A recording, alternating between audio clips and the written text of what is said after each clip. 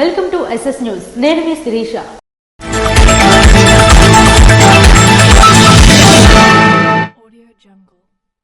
మావోయిస్టులు ఆయుధాలను విడిచిపెట్టి జనజీవన స్రవంతిలోకి వచ్చి తెలంగాణ పునర్నిర్మాణంలో భాగస్వాములు కావాలని సీఎం రేవంత్ పిలుపునిచ్చారు. ఆయుధాలు, హింస ద్వారా ప్రజా సమస్యలకు పరిష్కారం దొరకదని, ప్రజాస్వామిక మార్గంలోనే సమాజంలో మార్పు సాధ్యమవుతుందని ముఖ్యమంత్రి రేవంత్ రెడ్డి పునరుద్ఘాటించారు. అజ్ఞాత మావోయిస్టులు ఆయుధాలను విడిచిపెట్టి జనజీవన స్రవంతిలోకి వచ్చి తెలంగాణ పునర్నిర్మాణంలో భాగస్వాములు కావాలని పిలుపునిచ్చారు. లొంగిపోయే మావోయిస్టులకు ప్రాణరక్షణ కల్పించడంతో పాటు సాధారణ జీవితం గడిపేందుకు ప్రభుత్వం అన్ని రకాల సాయం అందిస్తుందని భరోసా ఇచ్చారు. మావోయిస్టులు జనజీవనంలోకి రావాలని రాష్ట్ర ప్రభుత్వం ఇచ్చిన పిలుపునకు స్పందిస్తూ హైదరాబాద్ లోని ICCCలో జరిగిన కార్యక్రమంలో ముఖ్యమంత్రి సమక్షంలో 130 మంది మావోయిస్టులు పోలీసులకు లొంగిపోయారు. వీరిలో 3 రాష్ట్ర కమిటీ సభ్యులు, 1 రీజనల్ కమిటీ సభ్యుడు, 10 మంది డివిజనల్ కమిటీ సభ్యులు, 46 మంది ఏరియా కమిటీ సభ్యులు, 70 మంది పార్టీ సభ్యులు ఉన్నారు. లొంగిపోయిన మావోయిస్టులు తమతో పాటు 124 అత్యాధునిక ఆయుధాలను పోలీసులకు అప్పగించారు. ఒకేసారి ఇంత పెద్ద సంఖ్యలో ఆయుధాలతో లొంగిపోవడం తొలిసారి అని అధికారులు పేర్కొన్నారు. ఈ సందర్భంగా ముఖ్యమంత్రి మాట్లాడుతూ జనజీవన స్రవంతిలో కలవాలనుకున్న రాష్ట్ర ప్రభుత్వ పిలుపునకు విశ్వసిస్తూ మావోయిస్టులు ముందుకు రావడం శుభ పరిణామమన్నారు. లొంగిపోయిన వారి ప్రాణాలకు ఎలాంటి హాని కలగకుండా వారికి ఆర్థిక సహాయం, ఇతర వసతులను కల్పిస్తామనే నమ్మకం కలిగించిన పోలీస్ ఉన్నతాధికారులను అభినందించారు. ఈ ప్రభుత్వం వాళ్ళ ప్రాణాలకు ఎలాంటి హాని కలగకుండా వాళ్ళ ఆరోగ్య భద్రత విషయంలో, ఆర్థిక వెసులుబాటు విషయంలో జనజీవన స్రవంతిలో కలిసిన తర్వాత వాళ్లకు జీవించడానికి అవసరమైన వసతులను ఏర్పాటు చేయడంలో ప్రభుత్వం సంపూర్ణంగా సహకరిస్తుంది. ప్రభుత్వం వాళ్ళను ప్రత్యేకంగా గుర్తిస్తుంది అని ఒక నమ్మకం కలిగించి ఈనాడు ఈ 130 మంది నక్సలైట్ల సరెండర్ కార్యక్రమంలో ఈ అధికారులు ప్రత్యేకమైన కృషి చేసింది. ముఖ్యంగా శివధారెడ్డి గారిని, ఐజీ సుమతి గారిని తెలంగాణ రాష్ట్ర ప్రభుత్వం తరఫున నేను అభినందిస్తున్నాను. లొంగిపోయిన వారికి ప్రభుత్వం అన్ని విధాలుగా అండగా ఉంటుందని హామీ ఇచ్చారు. మెరుగైన ఆర్థిక ప్యాకేజీపై కేంద్ర ప్రభుత్వంతో అధికారులతో చర్చించి నిర్ణయం తీసుకుంటామని, ఇందిరమ్మ ఇళ్లతో పాటు నాణ్యమైన వైద్య సేవలు అందిస్తామని చెప్పారు. కలెక్టరేట్లో ఘనంగా అంతర్జాతీయ మహిళా దినోత్సవ వేడుకలు. సమాజ గమనంలో మహిళల పాత్ర వెలకట్టలేనిదని, నేడు ప్రతి రంగంలోనూ వారు అద్భుత ప్రతిభతో దూసుకుపోతున్నారని జిల్లా జాయింట్ కలెక్టర్ ఫర్మాన్ అహ్మద్ ఖాన్ కొనియాడారు. అంతర్జాతీయ మహిళా దినోత్సవ వేడుకల సందర్భంగా జిల్లా కలెక్టరేట్ కార్యాలయంలో నిర్వహించిన ప్రత్యేక కార్యక్రమానికి ఆయన ముఖ్య అతిథిగా హాజరయ్యారు.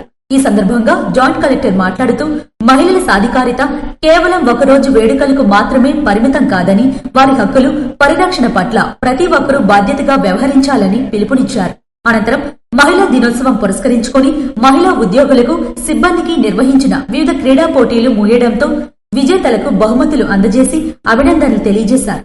ఈ కార్యక్రమంలో KRRC ప్రత్యేక ఉప collector B Padmavathi, forest settlement అధికారి ఎం లావణ్య, జిల్లా రెవెన్యూ అధికారి P Lakshmanamurthy, APJAC women chairperson tahsildar K Pravalika ప్రియలు ప్రసంగించారు.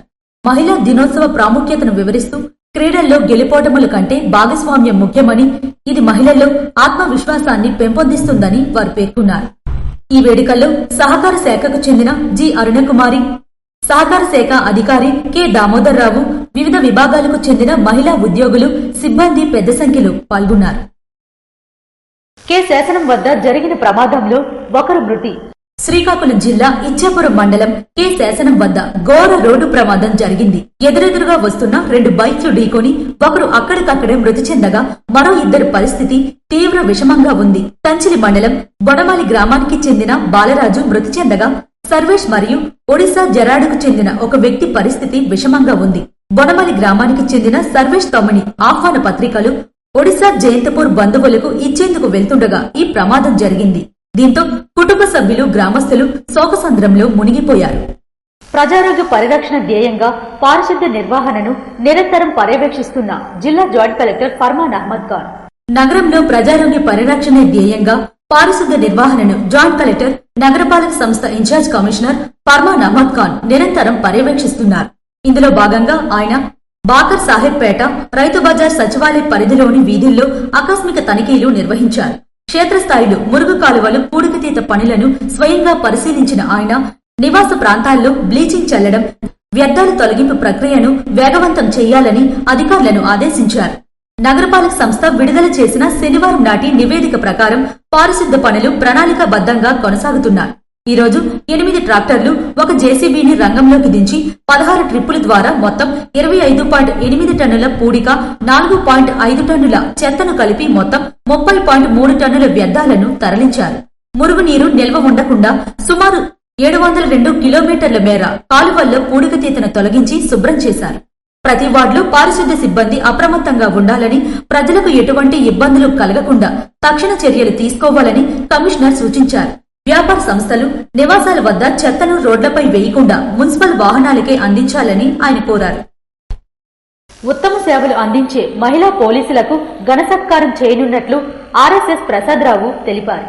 నర్సన్నపేట నియోజకవర్గ పరిధిలోని పోలాకి, నర్సన్నపేట, జలుమూరు, సారవకోట మండలాల్లో ఉత్తమ సేవలు అందించే మహిళా ఉద్యోగులను సత్కరించనున్నట్లు నివేదిక వర్గ స్పెషల్ ఆఫీసర్ ఆర్వీఎస్ఎస్ ప్రసాదరావు తెలిపారు. శనివారం నర్సన్నపేట ఎంపీడీఓ కార్యాలయంలో 4 మండలాల అధికారులతో సమీక్షా సమావేశం నిర్వహించారు. ఆదివారం నర్సన్నపేట పంచాయతీ కార్యాలయంలో ఎమ్మెల్యే బగ్గు రామమూర్తి సమక్షంలో ఈ సన్మాన కార్యక్రమం నిర్వహించబడుతుందని ఆయన తెలిపారు. వైసీపీ బలోపేతానికి కృషి చేస్తానని అందవరపు సూరిబాబు వెల్లడించారు. నర్సన్నపేట వైసీపీ కార్యాలయంలో జరిగిన సమావేశంలో జిల్లా పరిశీలకులు ఎమ్మెల్సీ కుంభ రవిబాబు, మాజీ మంత్రి ధర్మాన కృష్ణదాసు, ధర్మాన కృష్ణ చైతన్య, అందవరపు సూరిబాబు పాల్గొన్నారు. ఈ సందర్భంగా సూరిబాబు మాట్లాడుతూ నర్సన్నపేట నియోజకవర్గ అభివృద్ధికి కృషి చేస్తానని తెలిపారు.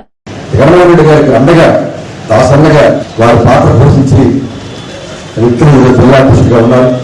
వారి కార్యక్రమానికి ముఖ్య అతిథిగా రావడం, వారి చేతుల మీదుగా ఏమైనా ఇది ఒక రాజ్యాంగ పదవి కాదు, ఒక పార్టీ పదవి. ఈ పదవి కూడా ఒక దైవ సాక్షిగా, మనస్సాక్షిగా ప్రమాణం చేసి మీ అందరితో కలిసి పనిచేసి ఇక్కడ ఏదైనా పరిచయం అంటే నాకు ఏమైనా ఇష్టం ఉండదు. నేను కూడా మీతో పాటు పనిచేసి మీతో కలిసి పనిచేసి మా అందరం ఇక్కడ శాసనసభకి అత్యధిక మెజార్టీ ఇష్టంలో మీ అందరూ పార్టీతో సహకరించడానికి నాకు అవకాశం కల్పించిన మా అన్న బాసన్న ప్రత్యేక నమస్కారాలు. పార్టీకి పవిత్రంగా ఒక కులం, ఒక బైబుల్, ఒక పద్ధతుల వాళ్ళకి వ్యక్తిగా తప్పకుండా పార్టీని నిలబడి పడుకోండి తగ్గే ఉండాలని నేనేది ఇక్కడ ఎక్స్ట్రా పార్టీ చేయడం నా పార్టీని చూస్తుందని ఈ సందర్భంగా నేను తెలియజేస్తున్నాను. నియోజకవర్గంలో వైసీపీ బలంగా ఉందని, సూరిబాబుకు అన్ని విధాల సహాయ సహకారాలు అందజేస్తామని నాయకులు పేర్కొన్నారు. ఎచ్చెర్ల మండలం నారాయణపురం రెవెన్యూ పరిధిలో అక్రమ మైనింగ్ దందా కొనసాగుతుంది. దీనిపై చర్యలు తీసుకోవాలని స్థానికులు కోరుతున్నారు. శ్రీకాకుళం జిల్లా ఎచ్చెర్ల మండలం చిలకపాలెం పంచాయతీ నారాయణపురం రెవెన్యూ పరిధిలో యూనివర్సిటీ సమీపంలో అక్రమ మైనింగ్ దందా కొనసాగుతుంది. రాత్రి పగలు బాంబులు పేల్చి, చెట్లు కూల్చి అక్రమంగా మట్టి రాళ్లు తరలించడంతో మామిడి, జీడి చెట్లు పెంచుకుని తరతరాలుగా జీవిస్తున్న దళిత, బీసీ పేద రైతులు, గొర్రెలు, మేకలు పెంపకందారులు తమ జీవనం నాశనమవుతుందని తీవ్ర ఆవేదన చెందుతున్నారు. నారాయణపురం రెవెన్యూ పరిధిలో ఉన్నటువంటి మండల్ని మొత్తం కూడా అక్రమ మైనింగ్ చేస్తా ఉన్నారు.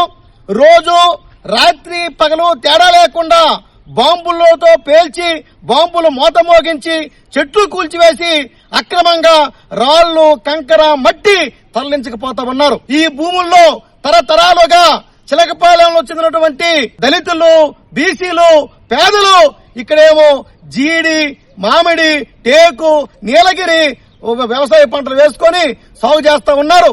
మొత్తం కూడా వీళ్ళ జీవనాన్ని కూడా ఈ రోజేమో నాశనం చేస్తా ఉన్నారు. ఇప్పటికైనా సరే అధికార యంత్రాంగం స్పందించాలా, ప్రభుత్వ ప్రజాప్రతినిధులు స్పందించాలా, ఈ అక్రమ మైనింగ్ దందాను వెంటనే నిలుపుదల చేయాలని చెప్పి, ఎవరైతే అక్రమ మైనింగ్ కి పాల్పడతా ఉన్నారో వారిపై తగు చర్యలు తీసుకోవాలని చెప్పి కోరుతా ఉన్నాము. లేకుండా మాత్రం ఈ ప్రాంత రైతులతో కలిసి ఆందోళన చేపడతామని చెప్పి తెలియజేస్తా ఉన్నాం. అనేక దేశాల అభివృద్ధిలో భారతీయుల పాత్ర ఉందని సీఎం చంద్రబాబు వెల్లడించారు. ప్రపంచంలో ఎక్కడికెళ్లినా భారతీయులు కనిపిస్తున్నారన్నారు. సంస్కరణల వల్లే మన దేశం అభివృద్ధి చెందుతుందని పేర్కొన్నారు.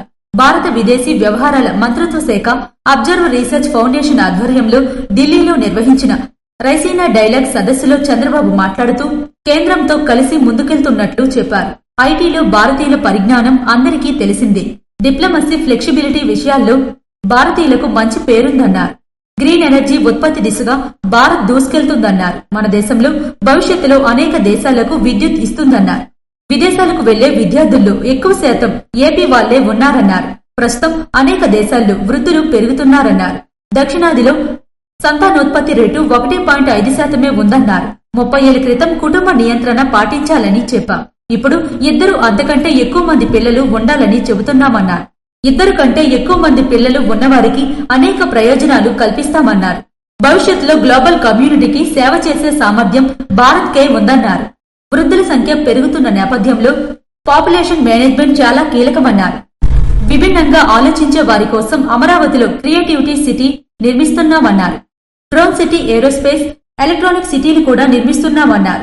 భవిష్యత్తులో ఆరోగ్య రంగంలో పిని మార్పులు వస్తాయన్నారు. త్వరలో డ్రోన్ అంబులెన్స్లు కూడా వస్తున్నాయని చంద్రబాబు వెల్లడించారు. సమాజంలో మహిళల రక్షణ కోసం మగవారే బ్రాండ్ అంబాసిడర్లుగా నిలవాలని సీఎం రేవంత్ పిలుపునిచ్చారు. సమాజంలో మహిళల రక్షణ కోసం మగవారే బ్రాండ్ అంబాసిడర్లుగా నిలవాలని ముఖ్యమంత్రి రేవంత్ రెడ్డి పిలుపునిచ్చారు. ఫిర్యాదులు, కేసులు నమోదుతో పాటు మహిళల భద్రతను ఒక సామాజిక బాధ్యతగాను భావించాలన్నారు. ఆడపిల్లలను ఎవరైనా ఇబ్బందికి గురిచేసినప్పుడు నిలబడి ప్రశ్నించే తత్వాన్ని అలవర్చుకోవాలని యువతకు ముఖ్యమంత్రి సూచించారు. వేధింపులను చూసి చూడనట్టు ఉండడం కూడా నేరాన్ని ప్రోత్సహించడమే అవుతుందని హితవు పలికారు. సొంత కుటుంబ సభ్యులకు ఎక్కడైనా వేధింపులు ఎదురైతే ఏ విధంగా స్పందిస్తామో ఇతర ఆడపిల్లల విషయంలోనూ అదే తీరును ఆలోచించాలన్నారు. పోలీసుల పర్యవేక్షణ చేయడంతోనే మన బాధ్యత అయిపోయింది అని భావిస్తే మన బాధ్యత పూర్తి అవ్వలేదు. ఈరోజు సమాజంలో ఉండే మనము చట్టాలను చేయడం, పోలీసులు పర్యవేక్షణ చేయడమే కాదు, ఒక సోషల్ రెస్పాన్సిబిలిటీ మనం తీసుకున్నప్పుడే ఆ సమస్యకు పరిష్కారం దొరుకుతుంది అని చెప్పి నేను భావిస్తున్నా. సోషల్ రెస్పాన్సిబిలిటీ మన కుటుంబ సభ్యులను ఎవరైనా వేధింపులకు పాల్పడ్డప్పుడు, మన కుటుంబ సభ్యులకు చదువుకునే కళాశాలలోనో, ఉద్యోగం చేసుకునే ప్రాంతంలోనో, లేదా పబ్లిక్ ప్లేసెస్, రైల్వే స్టేషన్ కావచ్చు, బస్ స్టాండ్ కావచ్చు, ఇంకెక్కడైనా సినిమా హాల్ కావచ్చు, ఎక్కడికైనా వెళ్ళినప్పుడు మన కుటుంబ సభ్యులకు జరిగే అసౌకర్యం గాని, అవమానం గాని మనం ఏ విధంగా ఆలోచన చేస్తామో ఇతర ఆడపిల్లల పట్ల కూడా మనం అదే విధంగా ఆలోచన చేసి దానికి అవసరమైన నివారణ చర్యలు తీసుకోవాలని చెప్పి తెలంగాణ రాష్ట్ర ముఖ్యమంత్రిగా మీ అందరికీ సూచన చేస్తున్నాను. హైదరాబాద్ జేఎన్టీయూ క్యాంపస్ ఆడిటోరియంలో తెలంగాణ పోలీస్ మహిళా భద్రతా విభాగం ఆధ్వర్యంలో నిర్వహించిన స్టాండ్ విత్ హెర్ క్యాంపెయిన్ ప్రారంభ కార్యక్రమంలో ముఖ్యమంత్రి పాల్గొన్నారు. ఈ సందర్భంగా stand with her campaign brochure ను ఆవిష్కరించారు. మహిళల భద్రత, గౌరవం, సమానత్వాన్ని కాపాడడంలో పురుషుల బాధ్యతాయుతమైన పాత్ర పోషించాల్సిన అవసరాన్ని తెలియజేయడమే లక్ష్యంగా ఈ కార్యక్రమాన్ని చేపట్టిన విమెన్ సేఫ్టీ విభాగాన్ని ముఖ్యమంత్రి అభినందించారు. ఈ సందర్భంగా ముఖ్యమంత్రి మాట్లాడుతూ మహిళల భద్రతతో పాటు వారి ఆర్థిక స్వావలంబన కోసం తెలంగాణ ప్రభుత్వం తీసుకుంటున్న చర్యలను వివరించారు. అంతర్జాతీయ మహిళా దినోత్సవాన్ని జరుపుకుంటున్న సందర్భంలో కేవలం కార్యక్రమాల నిర్వహణతో బాధ్యత తీరిపోయినట్టు కాదు. మహిళలను శక్తితో పోల్చుతాం, మహిళలను కుటుంబ గౌరవంగా భావిస్తాం. అలాంటిది మహిళలు నిత్యం అభద్రతా భావంతో బయటకు వెళ్లాల్సిన పరిస్థితులు ఉండకూడదన్నారు. ఈ పరిస్థితిని నివారించేలా మనల్ని మనం సవరించుకోవాల్సిన సమయం వచ్చిందన్నారు. తెలంగాణ రైజింగ్ 2047 విజన్ లక్ష్య సాధనలో మహిళలు ముందడుగే కీలకమన్నారు. మహిళల ఆర్థిక ప్రగతి సాధించడంతోనే తెలంగాణ రాష్ట్రం $3 ట్రిలియన్ ఆర్థిక వ్యవస్థగా అభివృద్ధి చెందుతుందన్నారు. మహిళలకు సంపూర్ణ భద్రత కల్పించడంతోనే ఇవన్నీ నెరవేరుతాయని ముఖ్యమంత్రి స్పష్టం చేశారు.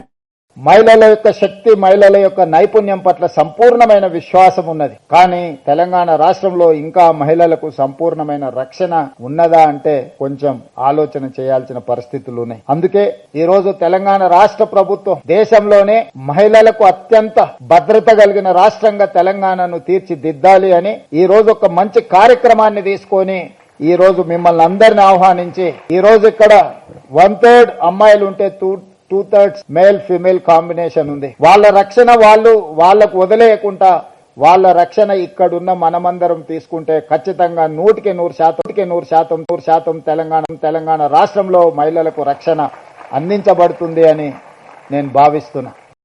మహిళల సాధికారతే ధ్యేయంగా కూటమి ప్రభుత్వం కృషి చేస్తుందని ఎమ్మెల్యే బగ్గు రమణమూర్తి వెల్లడించారు. అంతర్జాతీయ మహిళా దినోత్సవం సందర్భంగా నర్సన్నపేట పంచాయతీ కార్యాలయంలో నిర్వహించిన వేడుకల్లో ఎమ్మెల్యే బగ్గు రమణమూర్తి పాల్గొన్నారు. ఈ సందర్భంగా ఆయన మాట్లాడుతూ మహిళలను అన్ని విధాలా అభివృద్ధి చేయగలిగితే సమాజం అభివృద్ధి చెందుతుందని పేర్కొన్నారు. మహిళలకు ఆర్థికంగా ప్రభుత్వం అన్ని విధాలా ఆదుకుంటుందని వెల్లడించారు. ఈ కార్యక్రమంలో కూటమి నాయకులు, కార్యకర్తలు పెద్ద సంఖ్యలో మహిళలు పాల్గొన్నారు. శ్రీకాకుళంలోని IIITలో ఘనంగా అంతర్జాతీయ మహిళా దినోత్సవ వేడుకలు. మహిళలు పురుషులతో సమానంగా అన్ని రంగాల్లోనూ రాణిస్తూ తమదైన ముద్ర వేస్తున్నారని విశాఖపట్నం వినియోగదారుల ఫోరం సభ్యురాలు రహిముని సియా బేగం అన్నారు. ఆదివారం హెచ్ఎల్లోని రాజీవ్ గాంధీ వైజ్ఞానిక సాంకేతిక విశ్వవిద్యాలయంలో అంతర్జాతీయ మహిళా దినోత్సవ వేడుకలు ఘనంగా జరిగాయి. ఈ కార్యక్రమానికి ఆమె ముఖ్య అతిథిగా విచ్చేసి జ్యోతి ప్రజ్వలన చేసి వేడుకలను ప్రారంభించారు. ఈ సందర్భంగా రహిముని సియా బేగం మాట్లాడుతూ భారతీయ సంస్కృతిలో మహిళలకు అత్యున్నత గౌరవం ఉందని పేర్కొన్నారు. నేటి సమాజంలో ప్రతి సవాలును స్వీకరిస్తూ మహిళలు అభివృద్ధి పదంలో దూసుకుపోతున్నారని కొనియాడారు. Campus director professor Kokkirala Venkata Dhanabalaji మాట్లాడుతూ స్త్రీలు ఎక్కడ పూజించబడతారో అక్కడ దేవతలు కొలువై ఉంటారని ఆరోగ్యాన్ని గుర్తు చేశారు. ప్రతి పురుషుని విజయం వెనుక ఒక స్త్రీ శక్తి దాగి ఉంటుందని, సమాజ నిర్మాణంలో మహిళల పాత్ర వెలకట్టలేనిదని పేర్కొన్నారు. కార్యక్రమంలో ప్రముఖ గైనకాలజిస్ట్ డాక్టర్ అరుణ బాలాజీ, పరిపాలనా అధికారి మునిరామకృష్ణ, డీన్ శివరామకృష్ణ, గర్ల్స్ వెల్ఫేర్ డీన్ బాలకృష్ణ మరియు అధ్యాపకులు, సిబ్బంది, విద్యార్థినులు పెద్ద సంఖ్యలో పాల్గొన్నారు. ఇవి ఈనాటి వార్తలు. మరిన్ని వార్తలతో మళ్ళీ కలుద్దాం. చూస్తూనే ఉండండి SS న్యూస్.